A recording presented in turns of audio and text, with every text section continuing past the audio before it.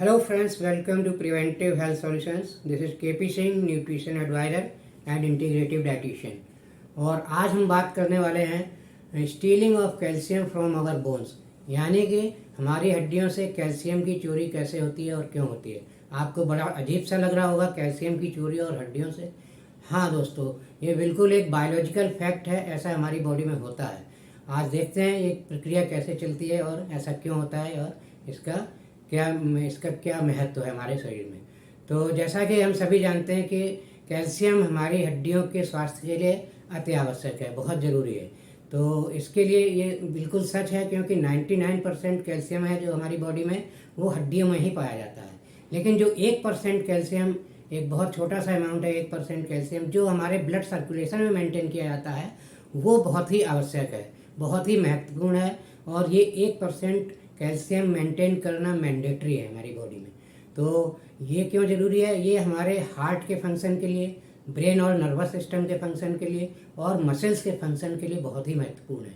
अगर ये level maintain नहीं होगा तो हमारे ये तीनों अंगों से रिलेटेड कुछ ना कुछ प्रॉब्लम हमें आने वाले दिनों में आना ही है, मतलब ज़रूर होगी प्रॉब्लम इनसे रिलेटेड। तो ये लेवल मेंटेन करना एक मैंडेटरी प्रक्रिया है शरीर की। तो इसके लिए देखा जाए तो नॉर्मली अगर हम अपनी डाइट में एक adult 1000 milligram calcium per day लेता है तो ये लेवल अपने आप मेंटेन बना रहता है। लेकिन किसी कारणों से हम डाइट से कैल्शियम पूरा नहीं ले पाते हैं 1000 मिलीग्राम, क्योंकि देखा गया है नॉर्मली 40 से 50% लोगों में कि बहुत अच्छी जो लोग डाइट लेते हैं कैल्शियम में, वो भी 500-600 मिलीग्राम 700 मिलीग्राम से ज़्यादा शायद ही कैल्शियम ले पाते हैं।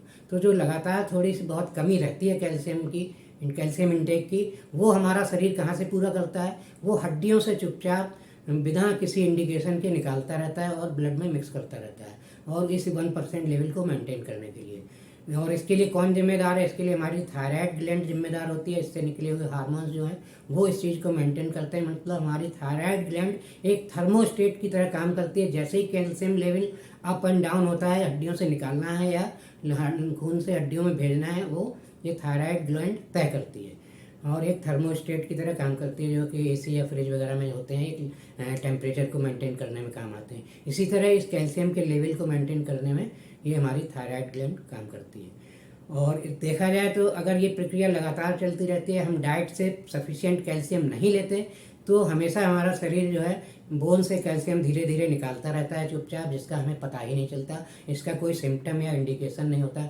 इसीलिए इसे हमने टर्म दिया है कैल्शियम की चोरी हड्डियों से। तो जब ये लगातार प्रक्रिया चलती रहती है तो एक एज के बाद हमारी हड्डियां अंदर से खोखली होना शुरू हो जाती हैं और ऑस्टियोपोरोसिस की कंडीशन में पहुंच जाती हैं। यह कंडीशन महिलाओं में बहुत तेज़ी से होती है पुरुषों की अपेक्षा। तो महिलाओं को खास तौर से ध्यान देना चाहिए, प्रौढ़ावस्था के बाद कैल्शियम का इंटेक मेंटेन रखना चाहिए।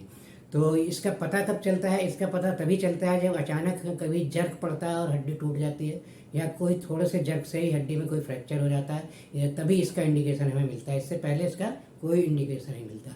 इसलिए हमें अपने कैल्शियम इंटेक को हमेशा बरकरार रखना चाहिए। सिर्फ कैल्शियम हड्डी की मजबूती के लिए ही ज़रूरी नहीं है, बल्कि हमारे महत्वपूर्ण ऑर्गन्स, ब्रेन, हार्ट और मसल्स सिस्टम के लिए भी अति आवश्यक है। और अगर ये calcium level up and down होता है ब्लड सर्कुलेशन में, तो ये यह इंडिकेट नहीं करता कि हमारी हड्डियों में कैल्शियम कमी या ज़्यादा है। यह सिर्फ यही इंडिकेट करता है कि आपको थायराइड की प्रॉब्लम है या किडनी वगैरह रिलेटेड से कुछ अन्य मेडिकल प्रॉब्लम भी हो सकती है।